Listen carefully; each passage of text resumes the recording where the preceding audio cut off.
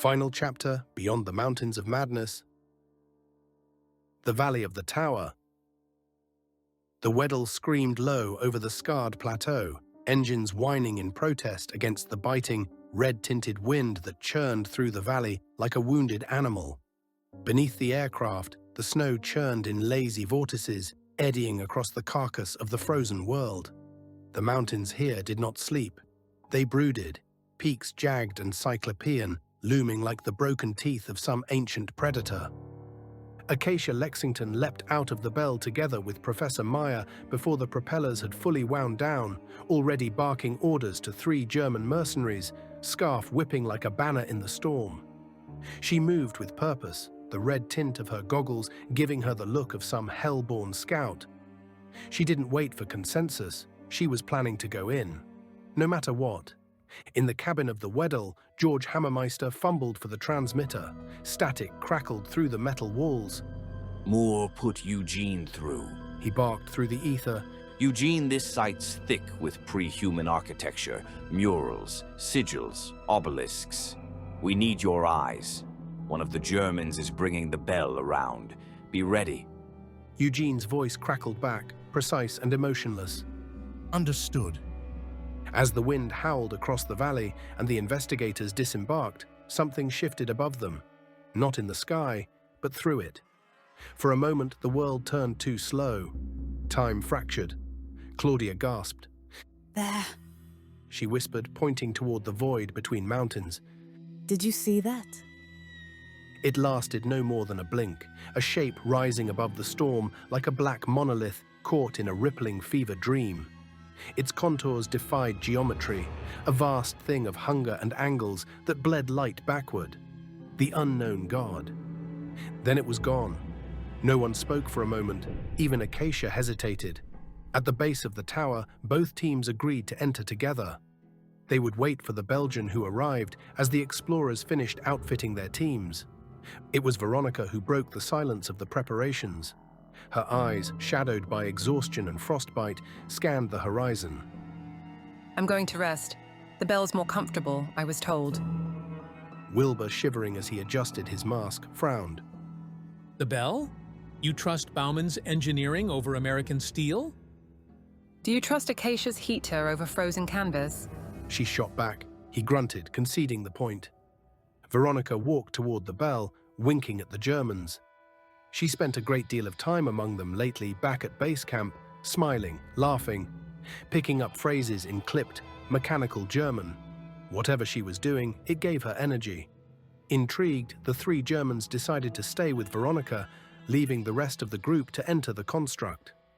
The obelisk loomed above them like an accusatory finger. Smooth stone stretched upward into nothingness. 5 sides, perfect symmetry, no windows, no seams. Just a single descending ramp, flanked by frostbitten pillars and a wide arch that yawned like a throat in the earth. Inside, the air was warm, too warm. The corridor walls pulsed faintly, as if remembering heat or dreaming of it. The faint smell of copper hung in the air. On the walls, parkas, not human, crafted for things with limbs where no limbs should be. Eugene and Claudia exchanged glances and without words slipped one each from the racks. The fabric writhed faintly at their touch, but neither flinched. "They'll be useful," Claudia muttered. "and they owe us something."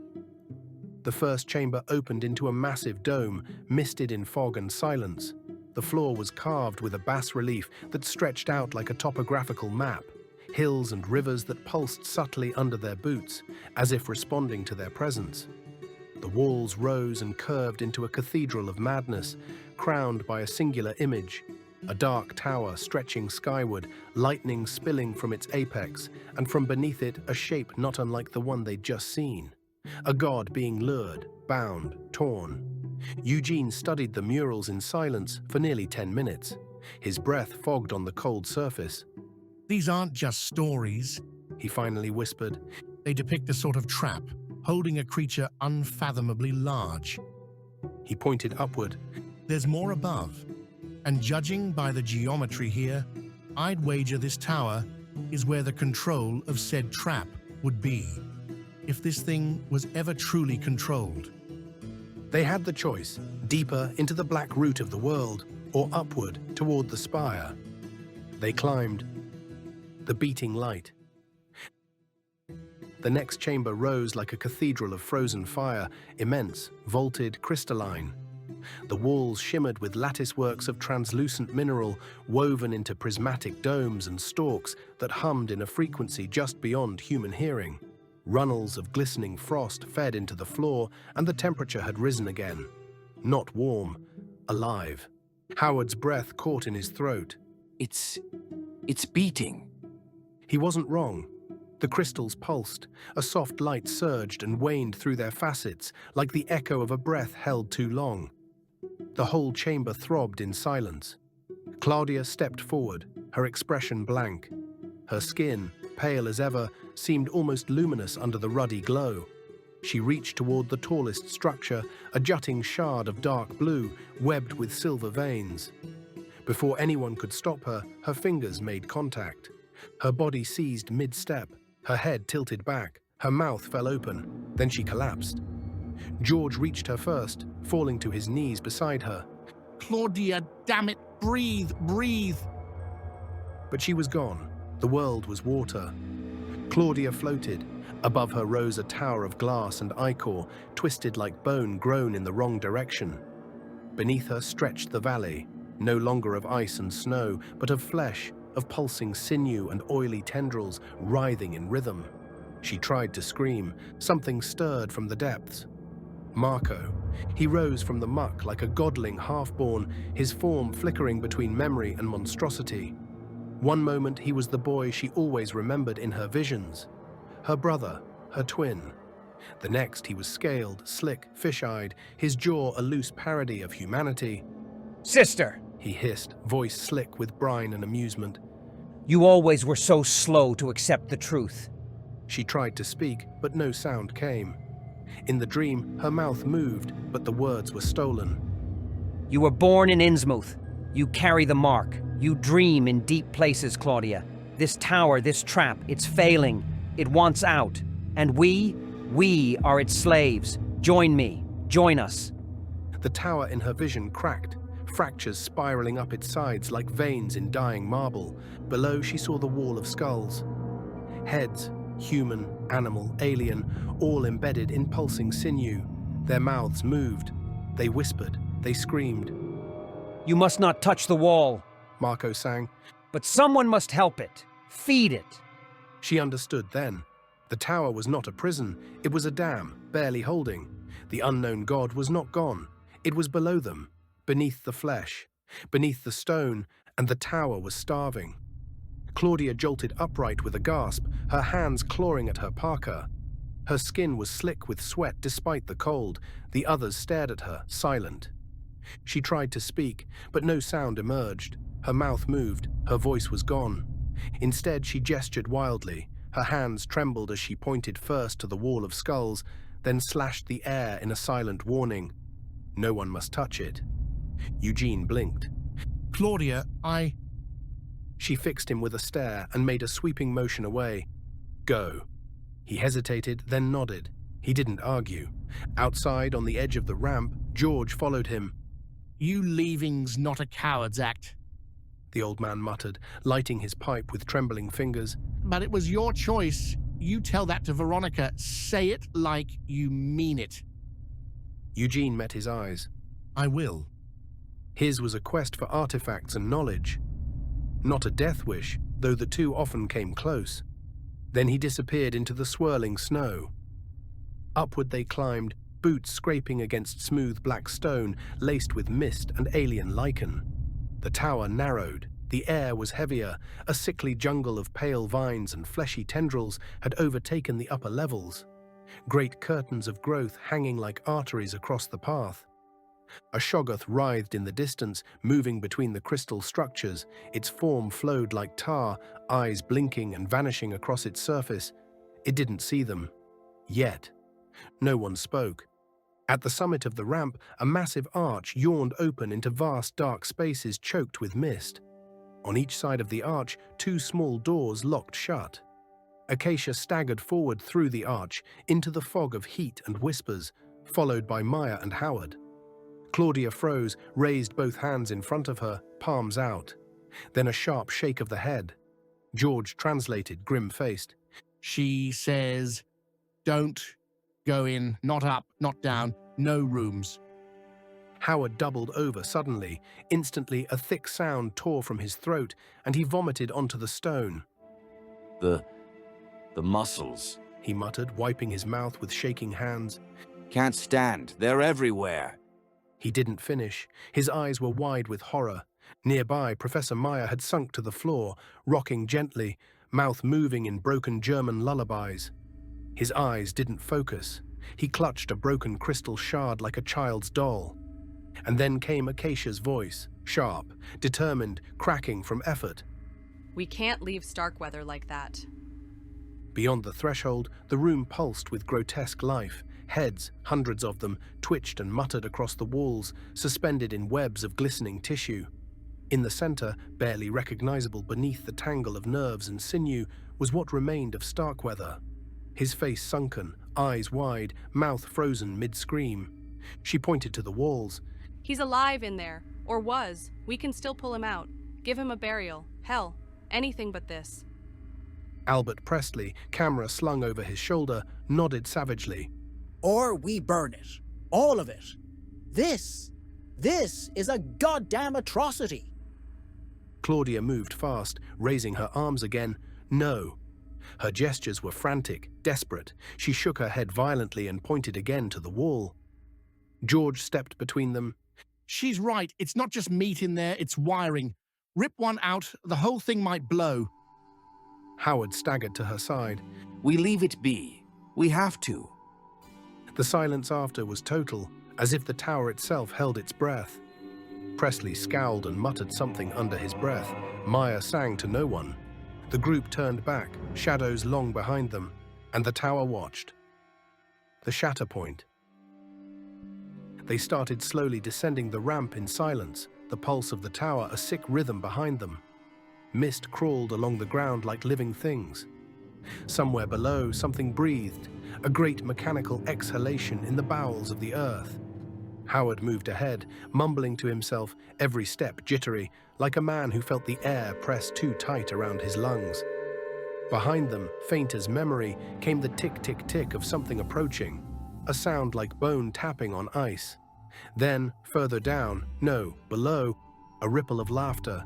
No mouth spoke it, but every skull embedded in the walls seemed to grin wider at once.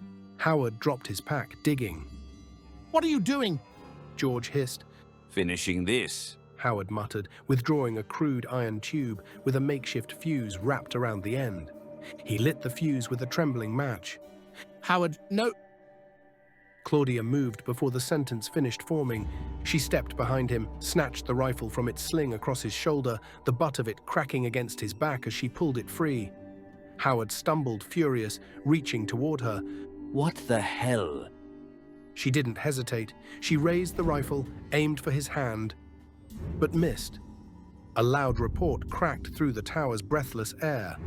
The bullet snapped clean through the corridor. Presley turned just in time for the slug to take him just above the temple. The cinematographer dropped without a sound, his camera clattering to the stone beside him. The pipe bomb fell from Howard's hand, sputtering, smoking. George kicked it away, hard. It bounced off a wall and back into the wall of heads. A few seconds later, a deep, muffled boom echoed from the door above. Dust rained from the ceiling. From behind the walls of the tower came a new sound. A rustle, a wet slithering, and beneath that, the cruel, echoing sound of laughter. Claudia felt the damage done to the wall through her body. Pain coursed through her. 2 heads had been damaged, and the trap was weakening. The tower pulsed once, just once. Then, Tekelili. It wasn't a sound so much as a summons, a keening moan, high and insectile, that reverberated through bone and blood. Every part of Claudia's skin broke out in sweat. Howard froze, knuckles white. Tekelili. It was coming from below. Claudia turned, expression hard, jaw clenched, her hands still on the rifle, her breath now coming ragged. Whatever had broken inside her when Marco spoke, it was still cracked open. She was focused, possessed. And Acacia had seen enough. You just murdered him. She breathed, the explorer raising her own rifle. Her voice trembled, not with fear, but betrayal. Claudia didn't answer. She merely stared, a thin trail of blood dripping from her nose, pooling beneath her lip. Her fingers still curled tightly around the weapon in her hands, as if she didn't remember taking it, but knew she couldn't let go. She raised one hand slowly, opened it in the air, a strange, delicate gesture of regret. Acacia's hands shook. You touch another one of us. She said, voice low. I will put you down myself. The tower groaned. Somewhere, very far below, something screamed. The breath of the unknown god pushed outward through the walls, and the heads watched. The unraveling. The tremors began like a breath held too long, then exhaled violently. A deep crack thundered through the tower, and the floor bucked beneath their boots. Crystals above groaned and wept light. The jungle vines pulsed like arteries. The very air shimmered with the color of bruised sky. Claudia swayed, gripping the rifle tighter as cracks spidered through the floor. The tower was waking. Outside, near the landing site, Eugene stumbled through the snowdrift with a flask in hand. His cheeks flushed in the icy wind, his breath pluming in fat white clouds. Veronica was leaning against a rock, eyes glazed, cheeks pink. Wilbur was snoozing in the bell. Even he had to admit it was a comfortable plane. They had been sharing contraband, cheap whiskey smuggled inside scientific vials. A reward for surviving so long. A bad habit. None of them noticed the sky begin to shift, nor the black pips, small as seeds, raining from the heavens. But the poor Germans did, discreetly making for the Weddell, a bigger and more robust plane than the Bell.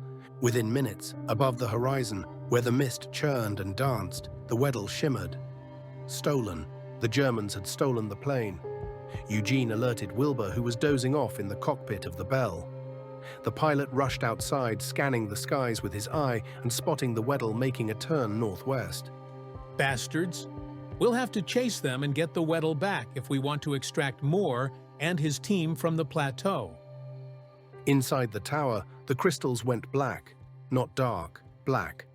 A matte, dead absence of light, then tiny pinpricks blinked on across the walls like eyes.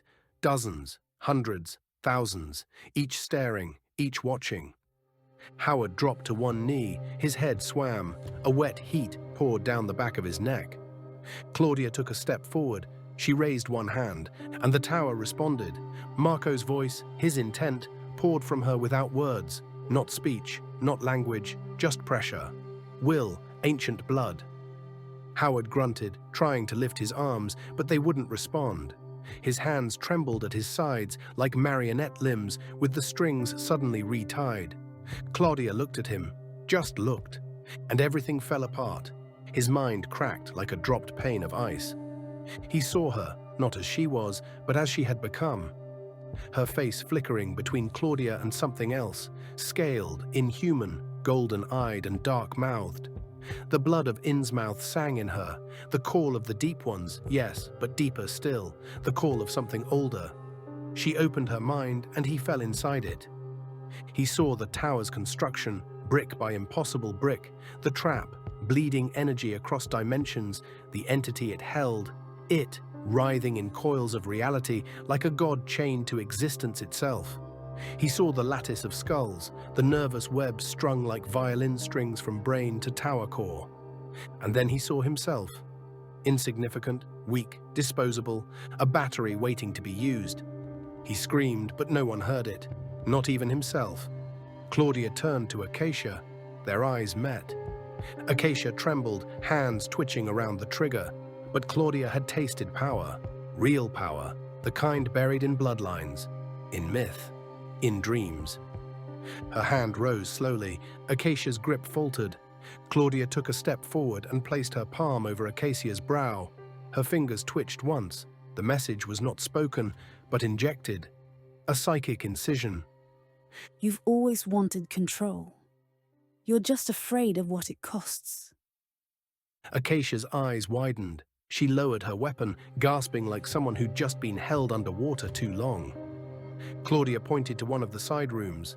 Her command was clear.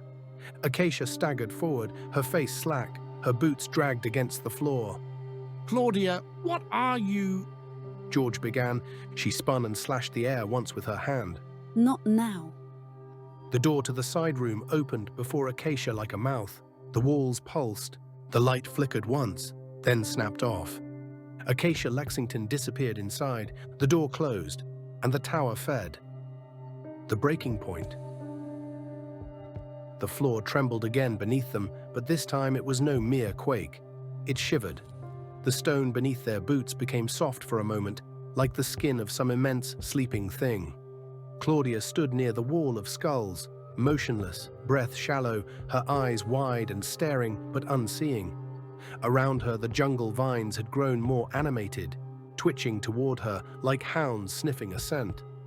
George was at the ramp's edge, shaking his head, one hand pressed to his chest, the other holding onto the cold railing. His knuckles were white. Claudia, this has to stop. He rasped. You've done enough. Let's go. We can still make it. She turned toward him slowly. The look in her eyes was not the Claudia he knew. It was a stranger, something half-possessed, half-pained. Her mouth was tight, silent. But her intent was clear. She raised her free hand, then shoved him. George stumbled backward, his bad leg giving out. He fell hard, twisting as he went. His glasses skittered away into the dust. Claudia didn't wait. She turned her back on him. Sullen and distraught, George crawled toward the exit, dragging his injured leg behind him. His coat was torn, one sleeve bloodied. He had no weapon, no strength, just resolve. Maya sat in the corridor near the edge of the dome, knees drawn up to his chest, whispering fragments of lullabies under his breath. His coat was soaked in sweat and frost, his eyes hollow and unfocused. Claudia knelt in front of him. She touched his trembling hands, then pointed toward the side chamber. Her fingers curled into her palm. The message was wordless, but unmistakable. Go. Maya blinked, as if seeing her for the first time. He stood slowly, guided by some ghost of duty, of scientific hunger. He shuffled past her into the chamber, eyes vacant. The door closed behind him. The wall pulsed. The tower groaned in satisfaction. Howard was next. He didn't resist. He simply stared at Claudia with glassy eyes, the last remnants of himself already hollowed out by what she'd shown him. Her power had cracked him wide open. There was nothing left inside but fear and obedience. She pointed. He walked into the chamber with leaden steps. The vines closed around the doorway like a curtain of wet muscle. Silence. Then a scream. It didn't last long. Claudia swayed where she stood. The light around her pulsed once, twice. Then everything went dark. Not in the tower, in her. Her vision vanished in a blink, washed away like ink in a flood. She gasped, reaching out blindly, hands clawing at the air. Her rifle was gone. Her strength ebbed. She dropped to her knees and began to cry. Softly at first, then fully, her voice back in her throat, booming through the walls. Her sobs echoed off the walls like waves. The tower offered no comfort. George didn't speak again until he saw the airstrip of fortune, the snow churned by the bell. He huddled in the cockpit together with Veronica, Eugene, and Wilbur, and the four of them departed for the sky on the hunt for the Weddell. The ashes of truth. The bell lifted into the blood-hued sky with a stuttering shudder, its patchwork struts groaning under the strain. The battered aircraft rose over the shattered landscape like a bird trying to escape a cage made of teeth. Wind clawed at the fuselage, ice flaked from its wings. But it held. Inside the cockpit, Wilbur's face was fixed in a tight frown, lips moving silently in prayer or calculation. Behind him, Veronica clutched a frostbitten flask, Eugene steadied a crate of salvaged gear with his boots, and George, tired, bleeding, his ankle still bruised, cried silently. He hadn't spoken since the tower. His eyes, though open, were dull, empty, still blind. He wrapped her tighter in his coat. Just a little longer, he murmured. The radio cracked. Veronica, fingers numb, turned the dial. Static howled, then settled into a fractured voice. More. This is Veronica, reporting from the Bell. We've left the construct, Could you assist with survivors if the Enderby can fly again? But the Weddell, she's in the air. The Germans took it, headed northwest, fast. We're going after it. She released the button, no response. Then, another burst of static. Understood. Hours later, the bell touched down in a ragged valley of broken stone and bitter wind where the Weddell had been hidden away. The storm had softened, revealing crumbled spires and the jagged remnants of a German makeshift camp. They found it half buried beneath drift and ruin. They heard the 3 Germans talking in hushed voices within the ruins of a snow-buried structure. They didn't hear them land. The winds howled too strongly. The investigators made instead for a collapsed outbuilding. They unearthed a stash, crates of artifacts, bundled notes, and a bound leather case bearing the sigil of the Barsmeyer-Falcon expedition. Veronica, still half-conscious, stirred when they opened it. Inside, documents, plans, personal letters from Meyer to German government contacts, inventory logs, blueprints for extraction and exploitation. And at the bottom, a letter from Johannes Uhr himself. Cold, efficient, describing the potential military uses of the constructs. References to Germany's interest in biological recursion and temporal disruption as a deterrent strategy. Veronica read the last line aloud. If the Americans fail to act, we shall take it into our own hands. This is a race, and we do not lose. The group stared at one another. George broke the silence. No one needs to see this. Veronica nodded. Wilbur simply said, There are canisters of oil. They were so silent, the trio of Germans never stood a chance. The fire was quick to start. Oil, paper, thin wood. It went up in a roar, red and yellow tongues licking into the sky, casting flickering shadows over the pale snow and melted bones. They watched in silence as the truth blackened and as the Germans screamed in agony. We leave no evidence. Eugene muttered. Not for the Germans. Not for anyone. And then they left, hopping on the Weddell, leaving the bell behind. The Weddell limped back toward the coast, riding a corridor of thinning cloud and brittle light. Snow danced below them like ash. The end of the line. The Weddell returned to the plateau beyond the mountains within hours. No one expected it to. The radio burst alive, just a scream of wind and garbled static. Then a voice, desperate, cut through. Plaza, immediate assistance. We've contact, multiple. Then nothing. By the time the explorers reached the plateau's camp, the storm had broken open over the plaza like a peeled eye. There were bodies, dozens. Frostbitten hands still clutched to broken rifles, tent poles rammed into the snow like dying prayers. Blood froze in long rivers, bright and waxy under the low red sun. At the center of it all, the Enderby sat askew, one wing buried in a drift. The tail smoked. Doors hung open, ripped from their hinges, and still the battle raged. Grittith, one of the senior researchers from the Starkweather team, had rallied with a flare gun and a shattered rifle. His coat was torn, face streaked with burns, but he stood defiant, shoulder to shoulder with Pilot Halperin, Professor Moore, and Claudia. The old man had his revolver out, lips tight in a final curse. They had held the line for hours. 5 Shoggoths, massive, amorphous, shrieking blobs of cartilage and eyes, had crashed upon the plaza like a black tide.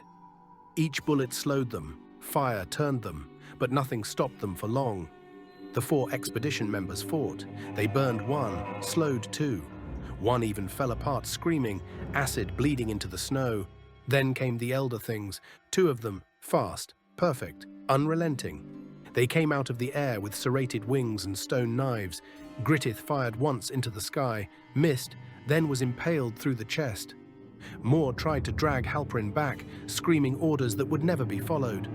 The Weddell appeared like a drunkard out of a storm bank, spiraling low, ice shearing off its wings. Wilbur was at the controls, barely. Hold on!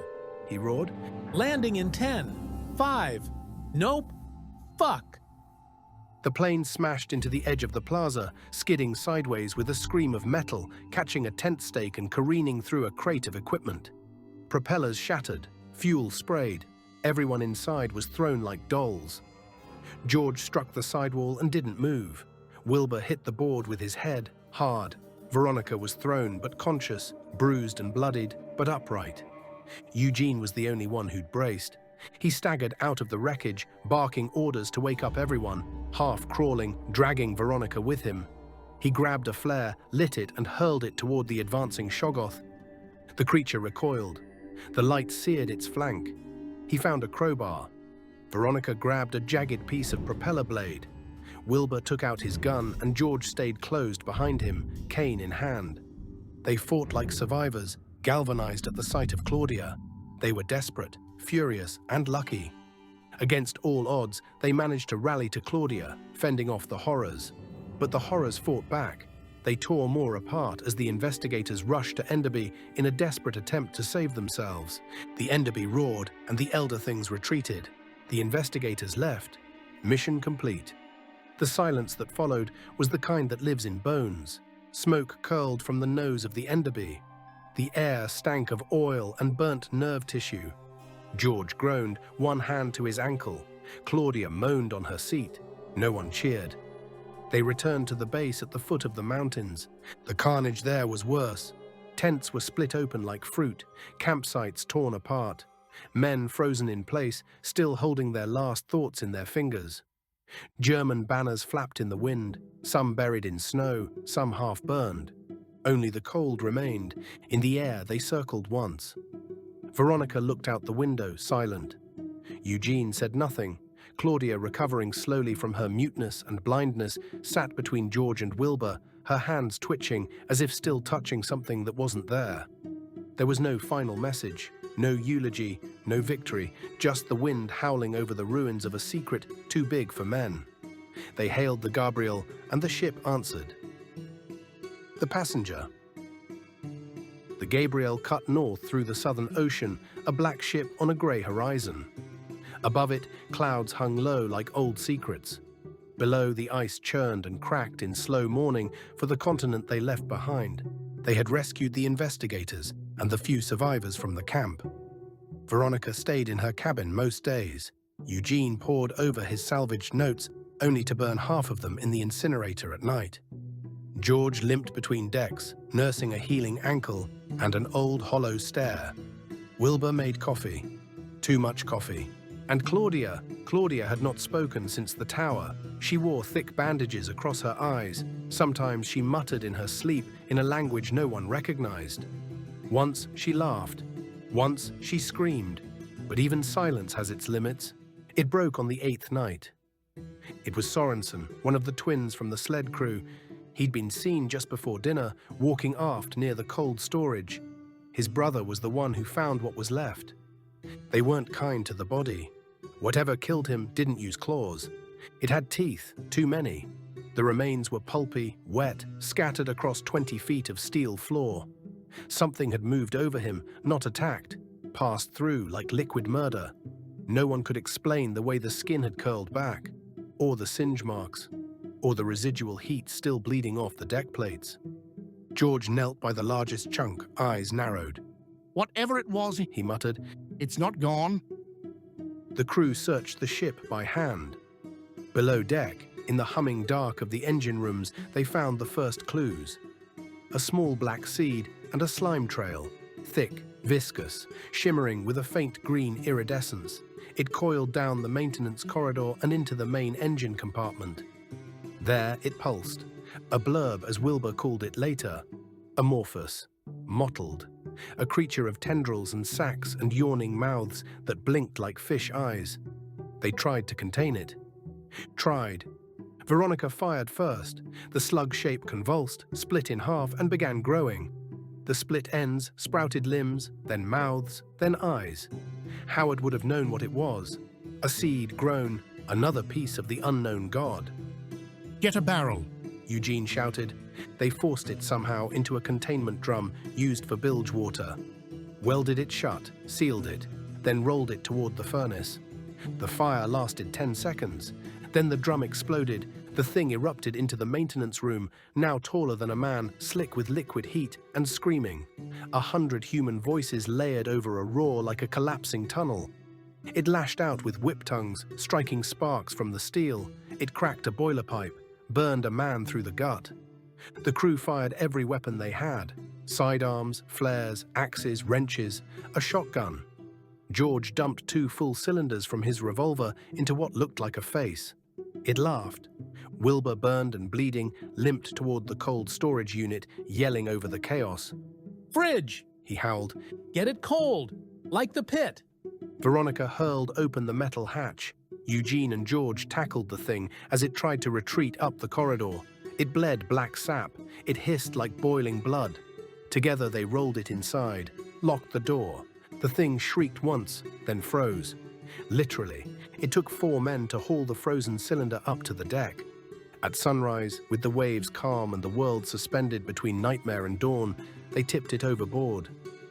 The sea accepted the gift with a gentle splash. Claudia stood at the railing, her bandages fluttering in the wind. She turned her head slightly toward the splash, then spoke her first words in days. It wanted to go home. Eugene stared at her. She said no more. The Gabriel sailed on. Behind them, Antarctica slept, but the water remembered. What came back? New York was grey when they returned, not storm grey, nor eldritch, nor choked with the frost of cosmic secrets, just grey. Winter clung to the city like a memory, and the streets bustled with the living, unaware that they had been, for a brief and terrible moment, so close to ceasing entirely. Customs cleared them with polite nods and clipped stamps. No one asked about the missing. No one wanted to hear about the cold. On the dock, a reporter raised his hand to ask a question. Veronica just looked at him. He lowered his hand. They passed through the crowd like ghosts, unnoticed despite everything they'd done to save the world from unknown horrors. That was fine. Some truths belonged to the ice. Months later, George and Veronica stood side by side on a quiet corner of Boston, outside a squat building of brick and stained glass. The bar had been a speakeasy once, back when Howard ran it under a different name and under different rules. The new sign read, "The Hammermeister." It's too German. Veronica had joked. George just smiled. It's honest. They bought it with the last of the expedition's discretionary funds, plus a small, discreet payment from one of the last surviving Starkweather accounts. They filled it with old things: copper mugs, radio static, warm light, and silence when needed. Sometimes George played piano. Veronica tended bar. She never talked about Antarctica when they moved back to London, but she never forgot it. Claudia didn't come back to Boston, not at first. She didn't want to. Instead, she made for Europe together with her maid, Rose. A quiet train took her north through France, past Lyon, up into the Jura Mountains, to a sanatorium that once treated composers and aristocrats who'd stared too long at the sea. She spoke little in those first months, then more, then less again. The damage to her eyes was undone, but the damage to her mind would be there forever. But sometimes, at night, when the staff thought her asleep, she would whisper Marco's name. Not as a curse, not as a prayer, but as a tether, something to remind her of the edge she had walked and the things she had chosen not to do. In time, they let her paint. All her paintings were of towers. None of them stood. Eugene returned to Belgium quietly. No fanfare. He took a post at a small university near Bruges, next to his antiquarian job, where he taught ancient languages and catalogued broken things in silent rooms. His lectures were sharp, precise, and dry. But once a year, he traveled to Lake Geneva and sat beneath the statue of Rousseau. Sometimes he wrote, sometimes he said nothing at all. He kept one thing from the expedition, a single bone needle, curved like a question mark. He never told anyone what it had been used for. He never slept through the night again. Wilbur didn't stay still. He never could. Within weeks of arriving in New York, he was gone again. Morocco, Patagonia, Cairo, Thessaloniki. He chased rumors and shipwrecks, ghost trains and solar eclipses. He drank too much, told stories that people laughed at until they realized he wasn't joking. He always traveled light. He always carried salt. No one knows where he ended up. But some say a pilot fitting his description was seen flying solo over the Himalayas, chasing the edge of a cloud that wasn't there. Sometimes, when the wind rises over Boston and the seaport carries the scent of brine and frost, the bartender of the Hammermeister steps out and listens. The owners are gone. And somewhere, far to the south, beneath stone and time and ice, something waits,